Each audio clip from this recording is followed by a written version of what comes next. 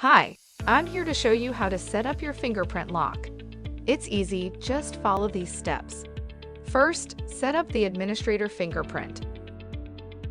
Press any finger for 3 seconds until blue light.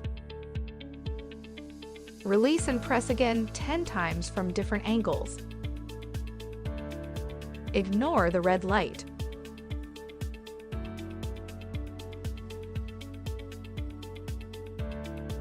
Green light means success, you're the boss. Next, add other users' fingerprints. Press any finger for 3 seconds until blue and red light. The administrator presses once, blue light stays. The user presses 10 times from different angles until the light is off. Ignore the red light.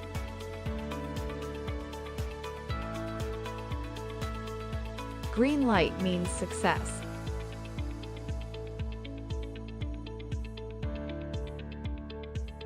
For deleting fingerprints, press any finger for 8 to 9 seconds until red light.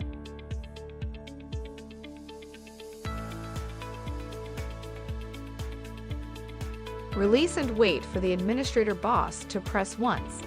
The blue light is on, and then all fingerprints are gone.